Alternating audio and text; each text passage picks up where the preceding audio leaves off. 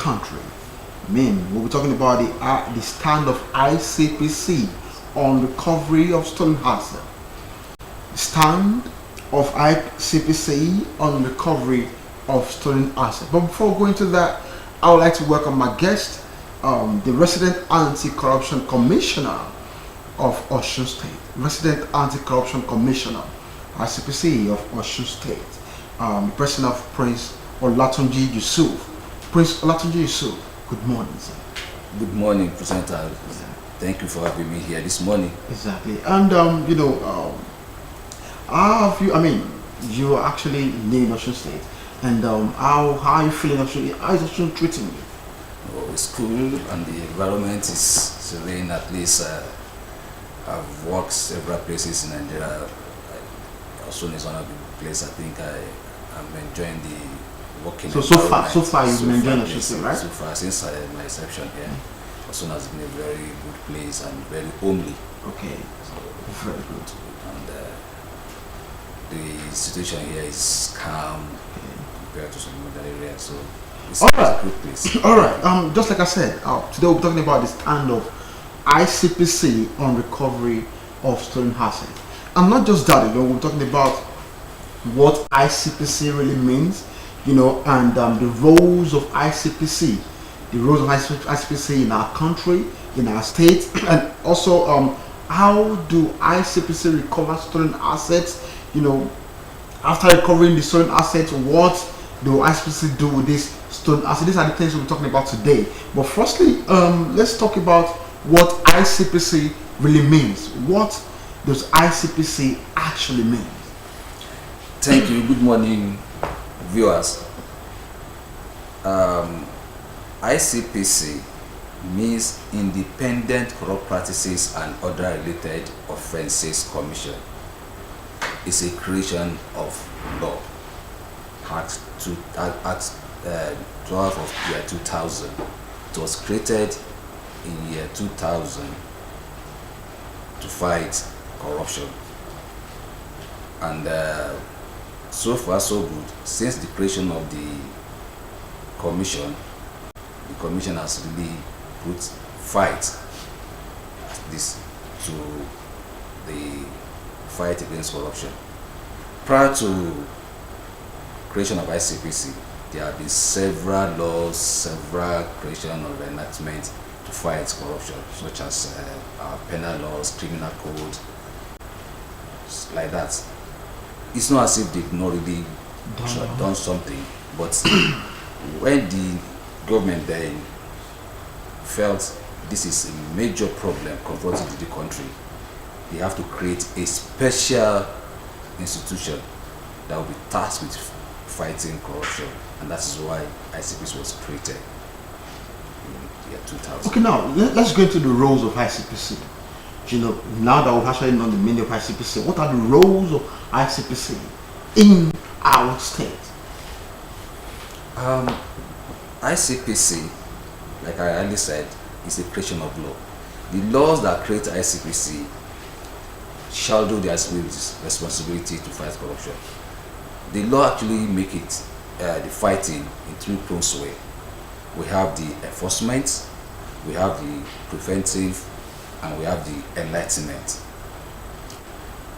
Fighting corruption is not just to start with enforcement. People might not really know what. Some people might tend to pretend not to know what is corruption. So we put forward the enlightenment, the education. That's okay. We are enlightening the people.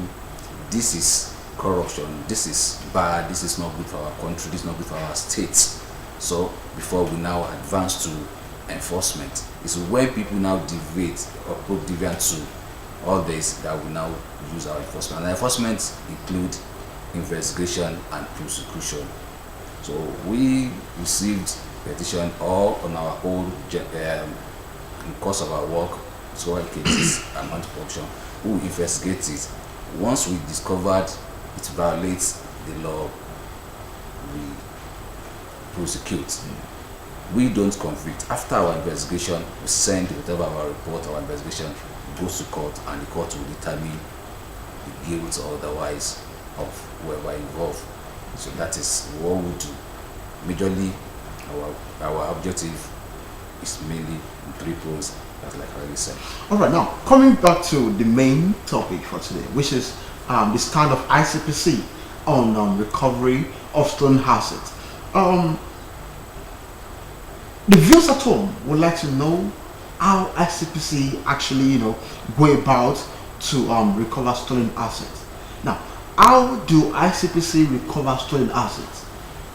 Let me start by giving a background to why we have to go to recover Stolen assets. stolen assets.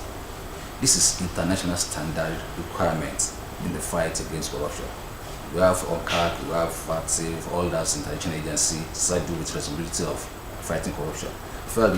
We should tailor our work, our assignment towards recovering the looting funds, the ill-gotten asset, by depriving the criminals. When you look at it, let me give you an instance.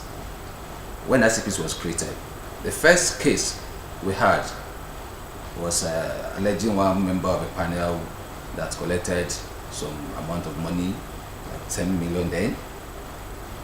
What the person said was that, I will fight back with 100 millions. It took us like 5 years because he has that money, so he's still having access to that money.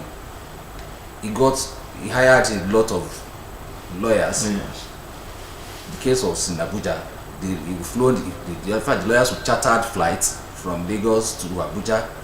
We dragged this matter for years, only for the person to just take plea, are you guilty or not guilty? We took that up to Supreme Court. It's because he has access to this money.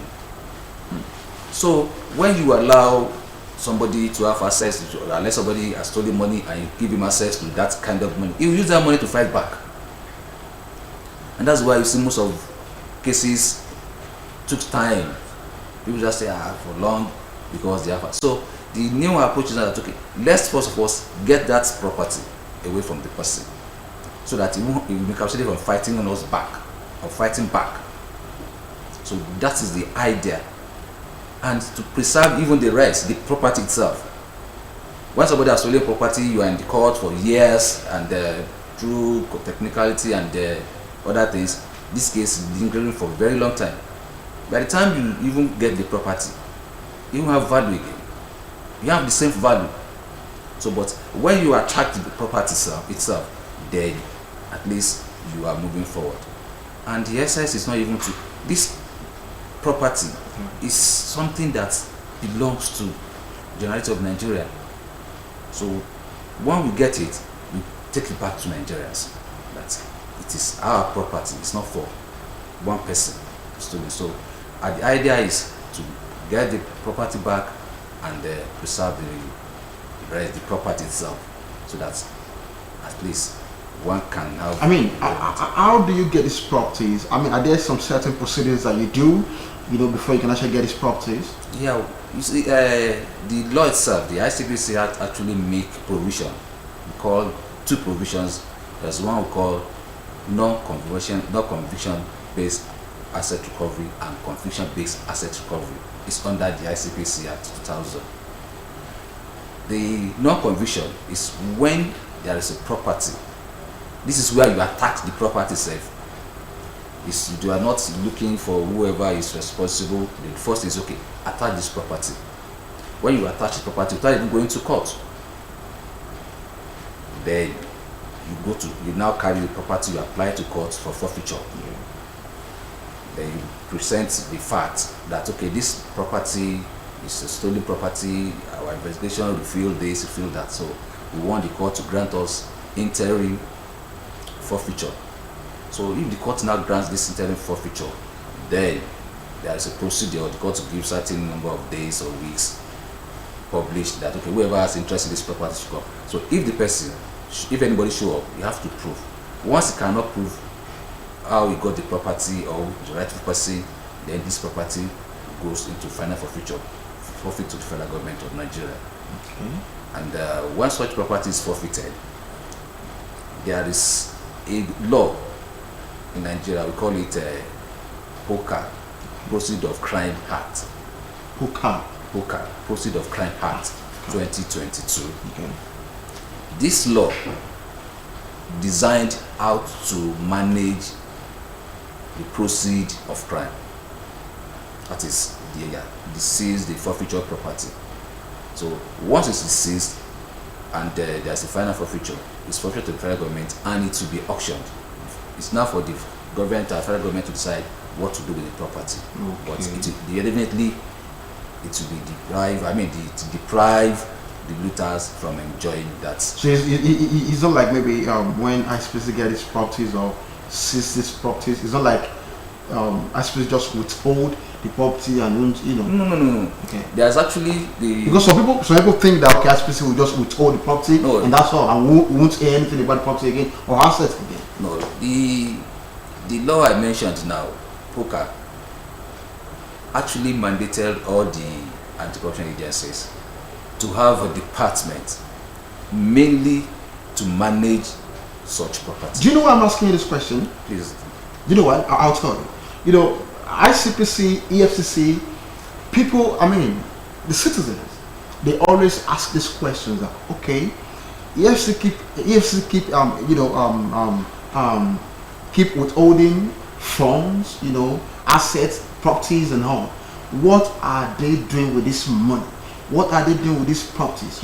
So people keep asking these questions, and that's why I'm asking you now. Being the resident commissioner of ICPC, Osun State, what do ICPC, what do you guys do with this stolen assets that you recover?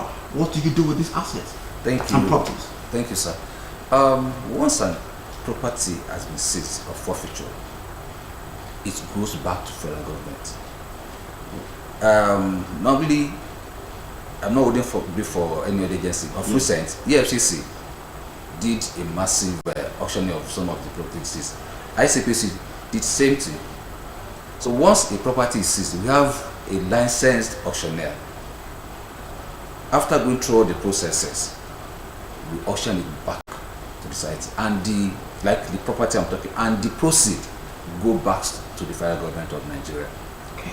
Paid to designated account at the Central Bank of Nigeria. So once the property is seized, there's a procedure we follow before we seize the property. Like I already mentioned, there is conventional and not conventional based recovery, and we managed it. The proceed goes to action. The proceeds goes back to the federal government of Nigeria. Okay, if you are just joining us, what we're talking about is the stand of ICPC on stolen assets. Stand of ICPC on stolen assets. And our guest that's been speaking with us since is the resident anti-corruption commissioner, ICPC Osun State, the president of Prince Olatunji Yusuf. He is the person that has been, talking to us about this focus, which is ICPC stand on recovery of stolen assets.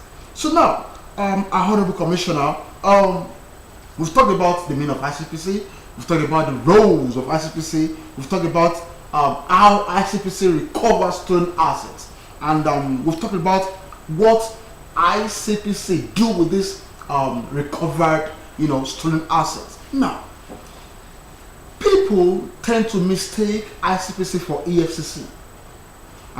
Some people, tend to okay, ICPC and EFCC, are they doing the same thing? Are these agencies, are they actually the same? So now, what are the differences between ICPC and EFCC? Thank you, sir. ICPC was created in the year 2000, like I already mentioned. So we normally say ICPC is the leading anti-corruption agency because it's the foremost one. EFCC was created in the year 2002. When you look at the two laws establishing the two agencies, it gives them their mandates. ICPC mandate, or the law itself that created ICPC, is so corporate, so broad that it takes care of so many things. when it comes to fighting corruption. We mostly specialize on public corruption. What I mean by public corruption is abuse of office, taking advantage of your office, and when I say mostly public officials. However, we will look at some of the offenses created by this. There's always one individual, like a contractor offering bribe. Let's say contractor is not a public person, but is aiding a public official. So it makes a contractor to liable, like a public officer who received and whoever gives are liable. So ICPC mainly deal with official corruption, mainly. Why EFCC is created to fight economic and financial crime. Have to do like banking, insurance, and when you look at abuse of money. We talk Yahoo, just said okay. And when you now look at the way the two agencies operate, there's no how you be fighting. Trying to do financial crime. That you see where people are laundering money, and a public officer trying to launder that money. So it brings them to ICPC or EFCC. A director stolen money, transferred the money outside Nigeria. You can see a director or a public officer stealing or stealing our money outside. It's not a financial crime that has laundered money. So, and both of us operate almost the same law. That's the truth. I've seen when you go to court and you see where EFCC is filing cases, their cases are using, prosecuting under ICPC Act. To tell you, contrary to the ICPC Act. So the both agencies operate simultaneously, right? Both agencies, there's overlapping issues like which, but the ultimate of the two agencies is just to fight corruption and make corruption stand still. And I don't say if they have to create hundreds of agencies to make sure that we don't have corruption in Nigeria, so be. The ultimate is let's have a corrupt-free Nigeria. That is the ultimate. But there's actually overlapping duties when it comes to operation. So what you're trying to say in essence is there are some certain relationships between EFCC and ICPC. I agree with you. That's exactly what I'm saying. Okay. But if you are to go by the law, EFCC just created for financial and economic crime, while ICPC is just to do with public crime, public officials, and public office holders. Okay. There's this question that's been parading the air, for quite a while now. People actually want to know if ICPC only concentrates on government officials alone or general public. That's not true, because at times a giver of a bribe is guilty, the receiver is guilty, and even when you see some of these crimes, most of our investigations discover that most public officials use private individuals. So if a private individual connived or conspired with a public officer, there's not a difference that no, I'm not a public officer, I'm a private person. No. Companies are involved in awarding of contracts. Secured a contract. If a company submitted a fake document to secure the contract, it's guilty. It's a corruption. So it's not to say it's a company, it's not a public, it's a private company, it's not a public, no.